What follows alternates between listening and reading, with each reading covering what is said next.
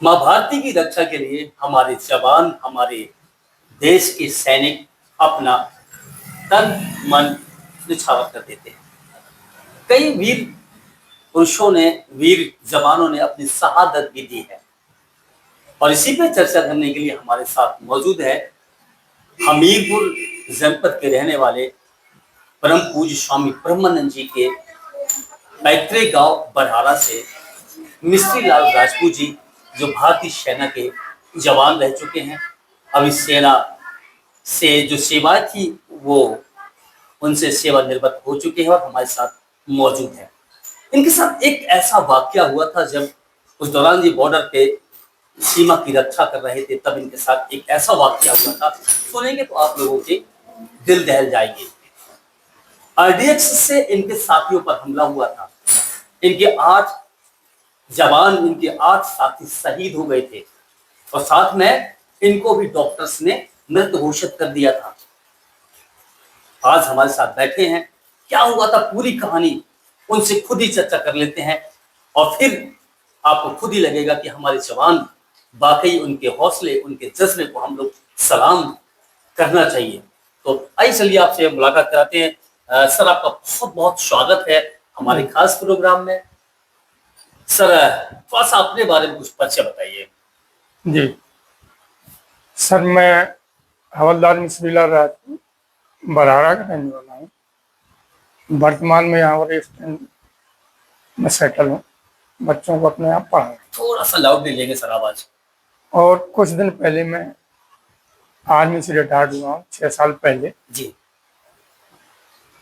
तो सर, किस सन में आप भारतीय सेना में ज्वाइनिंग हुई थी आपकी? जी, मैं 27 अक्टूबर 1993 को भर्ती हो गया। 1993 में? जी। सर, क्या उम्र रही होगी उस वक्त आपकी? उस समय मेरी उम्र थी लगभग 20.5 साल की उम्र थी। 20 वर्ष के आप नौजवान थे जी। जिस वक्त आपकी तैनाती हुई। पहली पोस्टिंग आपकी कहाँ हुई थी सर? सबसे पहले मेरी ट्रेनिंग के बाद पोस्टिंग मेरी फिरोजपुर हुई थी। कहाँ पे सर? फिरोजपुर, पंजाब। पंजाब में? जी। पंजाब के बाद फिर आप कहाँ कहाँ रहे? पंजाब की नेक्स्ट सेकंड पोस्टिंग मेरी उड़ी सेक्टर, जम्मू कश्मीर। उड़ी, जम्मू कश्मीर। अच्छा, ये जानकारी हमें मिल रही है कि आपके साथ एक प्राण घातक हमला हुआ था जो टेररिस्ट ने किया था। जी। कौन सा दिन था, कुछ याद है आपको? क्या वाकया था जब आपके 8 जवान, आपके 8 साथी शहीद हो गए थे? जी। क्या था वो दिन, कुछ याद है आपको? उस दिन क्या हुआ था सर, हम लोग अपने फॉरवर्ड पोस्ट जो होती है वो हम अपने पीछे पैदम बेस की तरफ जा रहे। वहां जाते समय हमें फर्स्ट लाइट से पहले हमें मूव करना पड़ता है, इसके बाद हमें अपना ट्रांसपोर्ट पकड़ना पड़ता। ठीक है। हम वहां से निकले। कितने लोग थे सर? हम तकरीबन 11-12 लोग थे। 11-12 जवान थे विद ड्राइवर। ठीक है। आरोपी हमारी पहले से क्लियर कर लेती है। कौन सा स्थान था वो? वो कलाल बटालियन है, नौशेरा सेक्टर के पास ही। जम्मू कश्मीर? जी। ठीक है। जम्मू कश्मीर। तो वहां से अपना एडम बेस की तरफ जा रहे थे, तभी ये हादसा हुआ। हादसे में गाड़ी हमारी ब्लास्ट हो गई। कई जो जवान थे, आरडीएक्स लगा रखा जी, जो जवान थे बाकी शहीद हो गए, उसमें से 3 लोग बचे। जवान शहीद? हाँ। 11 में से 11 में 8 जवान शहीद। तो जल्दी फोन किया गया, वहाँ लोकेशन के नजदीक थी गाड़ी, तकरीबन 600-700 मीटर। तो सेना को पता लग गया गाड़ी के साथ ऐसे हादसा हुआ। दौड़ के सेना आई, फोन हुए, तो उन्होंने जल्दी कवर किया। इसके बाद बॉडी जिस कंडीशन में जैसी थी, हेलीकॉप्टर आकर के बुलाया और टेकअप उधमपुर हॉस्पिटल कमांड। जिस कंडीशन में लोग थे, हमारे जो जवान जिस कंडीशन में थे, उनको उसी हालात में उठा के उनको रखा और हेलीकॉप्टर के माध्यम से उधमपुर कमांड हॉस्पिटल ले गए। ठीक है। फिर क्या हुआ, कुछ याद है? तो मुझे जहाँ तक याद है, वहाँ हम लोगों को तो गाड़ी से जब गिरे हैं तो ये पता लगा चले गए। कितने फायर हुए, क्या हुआ, हमें किस पोजीशन में उठाया, फिर कुछ आरडीएक्स का हमला करने के बाद फायरिंग भी हो रही? फायरिंग मतलब पूरे एकदम से दुश्मन जो टेररिस्ट था, उन्होंने पूरा प्री प्लान कर रखा था कि हमें भारतीय सेना पर हमला करना है। जी, अम्बुश वाला है। और वो अपने मंसूबों में कामयाब भी हो गए थे? जी। फिर आप उधमपुर पहुंचे सर? उधमपुर पहुंचे, तो देखा जो डेड हो गया तो उनको डेड घोषित कर दिया, उसमें मैं भी शामिल था। अच्छा, डॉक्टर्स ने जो हाँ। हमारे जवान शहीद हुए उनको, मुझे भी डेड आपको भी शहीद घोषित कर हाँ, दिया, यानी उन्हें- आप भी एक्सपायर हो गए थे। डेड वाली लाइन में मेरी भी बॉडी लगा दी गई। जहाँ हमारे जवानों की बॉडियां थी उस जगह आपकी भी उस टाइम पर बॉडी के लिए कि आप मृत हो चुके थे, उनकी नजर में आपको जी भी जी रख दिया जी गया। ठीक है। इसके बाद पोस्टमार्टम में जाने लगती है बॉडी, तो दोबारा रीचेक हुआ। दोबारा रीचेक होने के बाद मुझे थोड़ा जिंदा पाया गया कि इसमें कुछ जान है इस बॉडी में। अच्छा, मतलब पीएम जाने से पहले एक बार फिर से हाँ, दोबारा डॉक्टर्स चेक करते हैं। जी। उस दौरान चेक किया कि कहीं ना कहीं आपकी सांस चल रही है। हाँ, उस दौरान मुझे जिंदा साबित कर दिया कि बॉडी जिंदा है, तो बोले फॉल आउट, माने वो बॉडी को फॉल आउट कर दिया। सीधा फिर आईसीयू में ले गए। आईसीयू से जो टेस्ट वगैरह होते हैं डॉक्टर लोग अपना करते हैं, वो करवाए। वो हुआ। फिर धीरे धीरे पता चला कि मेरी गर्दन फ्रैक्चर है, मेरा सिर खुला है, मैं कोमा में हूँ, इसलिए। अच्छा, कोमा चले गए आप। जी कोमा में आप जा चुके थे, जी क्योंकि जब आरडीएक्स फटता है तो लाजमी सी बात है कि शरीर के छोटे छोटे टुकड़े, जी। मान लीजिए वो कहते हैं ना कि इससे चीथड़े उड़ गए, उस टाइप की कुछ चीजें हमारे जवानों की जो शरीर पवित्र शरीर के साथ इन टेररिस्ट उन्होंने किया था, जी उसमें हो सकता कुछ आपके भी शरीर के पार्ट्स गायब हो रहे होंगे। डॉक्टर्स ने किसी तरीके से सर्जरी करके आपको दोबारा जीवन दान दिया। कितने महीनों के बाद आप होश में आए थे?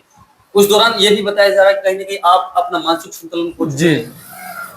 सबसे पहले तो सर मैं कोमा में चला गया, तो कोमा खुलने के बाद मेरे को मेंटल बना दिया पागल बना दिया जी। आपको। नहीं, मेंटली ऐसी हो गया था कि डॉक्टर बोलते थे ज्यादा बात नहीं करना चाहिए। जब मैं थोड़ी होश में भी आ गया था और वो हाथ पैर ही बांध देते थे, मैं अगले को क्या बोल रहा हूँ मुझे खुद पता नहीं रहता था। शुद्ध नहीं थी हाँ। आपको कि हम सामने पहचान पा रहे हैं, किसी को जी, नहीं पहचान नहीं। पा रहे हैं। मान लो ये कह दी आपकी मेमोरी टोटल लॉस हो चुकी थी, मेमोरी काम ही नहीं कर काम रही। नहीं कर रही थी। फिर आपको कब होश आया? जब आप होश में आए तो आपको पता चला कि आपके जो साथी थे, हमारे भारतीय सेना के जवान थे, हमारे वीर सपूत थे, वो उनमें से 8 लोग शहीद हो गए थे। जी। मुझे जब थोड़ा होश आया तो हॉस्पिटल के अंदर एक वार्ड मास्टर हुआ करते हैं, उन्होंने बोला आप खुश नसीब है। मैंने कहा सर कैसे? बोले आपके साथ जो थे आज इस दुनिया में नहीं है। तो मुझे सुनकर के बड़ा कष्ट हुआ। बड़ा कष्ट हुआ आपको कि हमारे हाँ। 8 साथी मेरे साथ ही समय बैठे में। थे और आज के दिन ये बता रहे हैं। मैंने मुझे हालांकि किसी ने नहीं बताया, फिर बाद में बोले देखो घबराना नहीं, और ये हादसा बड़ा था, अब ये सब मरा जो आप बच गए, आज हमारे पास अच्छा, बैठे। कौन सा सन था उस टाइम पर जब आप पे आरडीएक्स का हमला हुआ था? कुछ याद है आपको? 10 मार्च 2004। 2004 में यह हादसा हुआ था। कुछ उसी तरीके से जैसे हमारा पुलवामा में एक हमला, पुलवामा से पहले था ये हमारा। उसी तरीके कुछ आरडीएक्स से उन्होंने बिछा रखी थी। और ये तो सर ऐसे ही कुछ था। ऐसे ही कुछ था। जी। फिर जब आप पूरी तरह ठीक हो गए, शायद आज भी आप चल नहीं पा रहे हैं। हाँ, कहीं चलने नहीं। तो नहीं, स्टिक की सपोर्ट से चल पाता। स्टिक की सपोर्ट जी। से चल पा- ये चूंकि आप चूंकि आपकी जो शरीर में चीजें हुई हैं, जी। ये उसी हमले के कारण। हाँ, वही कारण दिन वही। पहले तो मैं मेरे 95 केजी वेट था। 95 केजी जी, वजन था। जी। इसमें तो आपका लगभग 65 अब तो मेरा 55 है। 55। जी। अच्छा, फिर जब आप ठीक हो गए, फिर आपको आर्मी में रखा गया जी। या फिर आपको बोला गया कि अब आप चूंकि पैरालाइज हो गए हैं, आप चल नहीं पा रहे हैं, तो कहीं ना कहीं आपको उस चीज का दुख रहा है कि मैं अब सेवा नहीं दे पाऊंगा क्या? नहीं, आप नहीं। कहे हैं कि सेना- नहीं, हम तो अब भी सेवा देने के लिए तैयार हैं। हम तो आखिरी सांस तक सेवा देने के लिए, हम इसको खुशनसीब समझते हैं कि हम देश के काम आए। देश की बात। जी। और हमें इसका कोई दुख नहीं है, कोई मलाल नहीं है कि हम खंडन हो गए। इसका नहीं, उस दौरान जब फिर आपको आर्मी में रखा गया था या फिर आपसे बोला गया कि अब आप चूंकि पूरी तरीके से फिट नहीं है, फिटनेस आपकी काम नहीं कर रहे हैं, तो आपको जी, जी, रेस्ट करना जी। होगा? क्या हुआ था उसके बाद? इसके बाद हम एक्सरसाइज पे रहे, माने फिजियोथेरेपी एक्सरसाइज जो अपना बॉडी डिफेंस का ये कहना था कि आप अपने काम स्वतः अपने आप करने लगो। अपने आप थोड़ी बहुत जहाँ आपको ऑफिशियल ड्यूटी देंगे, आप टेबल पर बैठे रहो, चेयर पर बैठे रहो, वहाँ देखते रहो। मतलब उसके बाद भी आपने जी, जी। सेवा दी है जी, जी। भारतीय सेना जी। में? वो उसके बाद 2004 के बाद आप कितने वर्षों तक आप भारतीय सेना में रहे? और मैंने 2004 10-12 साल सेवा और दी इसके बावजूद। अच्छा, इस अटैक के पहले भी कभी आपने दुश्मन से लड़ाई जंग जी आपकी हुई है? जी, कारगिल में मैं डिप्लॉय था। अच्छा, कारगिल में। जी, कारगिल बट का वाक़या क्या था? क्योंकि उस पर टाइम पर ही बहुत बड़ा युद्ध हुआ था हमारे कारगिल का। वहां से तो हमें ज्यादा हमारी जरूरत नहीं थी उस समय। 81 मोटर के साथ था। हमारी डेट में 3 आदमी होते हैं, उससे लेकर हमें डिप्लॉय किया कि अगर जरूरत पड़ती है तो आपको गोला फलानी रेडी जगह रहना, आपको तैयार रखा गया जी था कि आप तैयार रखिए। स्टैंड डिफेंस बाई में हम रेडी हाँ, स्टैंड बाई में आप रेडी हैं कि आपको जैसे ऑर्डर मिलता जी। आपको तुरंत निकलना जी। होगा। उस दौरान जब ऐसे जंग होती है तो हमारे जो भी जवान छुट्टियों पे होते हैं उनकी छुट्टियां एकदम से रद्द कर दी जाती हैं। टेलीफोन के माध्यम से, सूचना के माध्यम हाँ। से उनको अवगत करा के आपकी छुट्टियां कैंसिल हैं। तो आपको ऐसे में मान लीजिए किसी घर में बड़ा कार्यक्रम चल रहा है या किसी घर में कोई गमी हो गई है जी और आपके पास आपकी ऑर्डर्स आते हैं अधिकारियों की, चलिए आपकी छुट्टियां कैंसिल है, आपको तुरंत आके आपकी देखिए हाजिरी देनी है। जी देखिए सर, ऐसी जब हालात सिचुएशन होती है तो जरूरी नहीं है कि उसकी छुट्टी रोक दी जाए, बुला लिया। ऐसा लड़ाई के दौरान भी 5% छुट्टी लागू बनी रहती है। कोई हादसा होता है, किसी की शादी होती है, 5% के अलावा जो भी अदरवाइज वैसी एक्चुअली छुट्टियां है उनको रिकॉल कर लीजिए। अगर फिर भी आता है तो जाना होगा। जाना पड़ेगा। अगर बहुत ही जब देश को बहुत ही हमारी जरूरत है, काम नहीं चल रहा तो रिकॉल होगा। एक फौजी के लिए सबसे महत्वपूर्ण चीज क्या है? देश है या देश परिवार सेवा, है? देश सेवा, पहले देश, पहले बाद देश। जी। परिवार परिवार को पहले परिवार हम अपने देश को देखेंगे, अपने देशवासियों को जी, देखेंगे। जी। अच्छा, एक चीज और कि जैसे मान लीजिए आप लड़ाई में हैं जी। और सामने दुश्मन देश के जो सिविलियंस हैं अगर वो भी सामने आएंगे तो फिर उनको क्या करते हैं? आप बचाते हैं उनको? सिविलियन को हम बचाते हैं। अच्छा, आपका टारगेट सिविलियंस नहीं है। सिविलियन से कोई मतलब नहीं, हमें सेना से मतलब है। आपको तो अगर उनसे उन मतलब है जो आपके आपको लगता है कि टेररिस्ट है या जी आतंकवादी। जी, अगर उनके साथ हैं, हमारे पास वार हो रहा है, उनका वो साथ दे रहे, तो फिर हम उसमें तब रिटार्ड होके आए थे घर पे आप? जी, फिर हम उसी कब आए फिर आप रिटार्ड होके घर कब पहुंचे? मैं घर वालों सर ने देखा कि आप जीवित हैं, ये जी जानकारी जी उनको तक पहुंची थी कि आप हाँ मृत हो गए? जी जी, उस दिन मेरा कॉल आना था और हमारी बात होनी थी, बट हमारी बात नहीं हो पाई किनसे? फैमिली से। अच्छा, तो आपकी पत्नी से? जी, ठीक है। तो उस समय इनको संकट आउट हुआ कि शायद कोई कारण है। फोन नहीं उठा? प्रॉमिस किया था कि बात होगी होगी तो उस दिन आपकी बात होनी थी? नहीं। वो चूंकि एक वही जरिया था। जी जी, वो एसटीडी वाली लाइन थी पहले, मोबाइल पीसीयू जो हुआ करते हाँ थे, लैंडलाइन वाले। जी जी। ठीक है। तो उधर 2 बजे हमारी बात हुई। जब 2 बजे बात नहीं हुई तो फैमिली को कुछ संदेह हुआ? संदेह देश होने के जवान है तो लाजिम से पल पल में खतरा लगा रहता है। 24 घंटे बाद यहाँ सिग्नल आ गया था। सिग्नल आ गया तो एक लड़का और था साथ का, तो उसने अपने फादर को फोन कर दिया था कि ऐसे ऐसे फलानी जगह का एक सैनिक है, उनके साथ ऐसी घटना घट गई। तो उनके फादर हमारे फादर से मिल के आए थे घर। फिर फादर इधर आए, बच्चों को बताया, तो बच्चों ने देखा तो कि हाँ ठीक है। फिर उन्होंने दिखा दिया था कि हाँ मतलब ये सूचना आ चुकी थी कि आप भी शहीद हो चुके हैं। शहीद नहीं हुए। तो फादर को तो ये बताया था कि घबराए नहीं, उनको ये बोला था कि आपके बच्चे का एक्सीडेंट, हादसा हो गया है। अच्छा, ये बताया हाँ उस दौरान? जी। फिर उधर जाके कुछ दिन बाद आए होंगे फादर, फैमिली भी आई। फिर जब कोमा से हम निकले तो मुझे सिर्फ फैमिली नजर आई थी, पिताजी वगैरह देखी। इतना बड़ा हादसा होने के बाद जब आप होश में आए थे, जब आपको जानकारी हुई कि आपके साथ के 8 साथी हमारे शहीद हो गए हैं, जी। तो आपको उस वक्त कैसा लग रहा था कि जिन्होंने ये इस घटना को अंजाम दिया है उनके प्रति आपके मन में क्या चल रहा था? अब वो तो सर ऐसा है, दुख तो होता है जब साथी जाता है, खून तो बहुत खोलता है कि मतलब सामने से ललकार के अगर सैनिक के सामने कोई आता तो सामना कर सकता है, छुपे वालों को कुछ नहीं कर सकते सामने। ये तो धोखा है। धोखे में कहीं कुछ कर दी, किसी को भी कर दे हो जाए, जीत उसी की होगी जो धोखा करेगा। फिर आप कब रिटायर्ड होकर घर कब आए? मैं सर आया 27 अक्टूबर 2017 को आ गया। 2017।